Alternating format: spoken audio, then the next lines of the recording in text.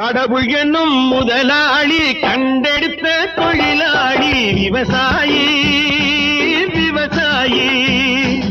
கடவுள் என்னும் முதலாளி கண்டெடுத்த தொழிலாளி விவசாயி விவசாயி.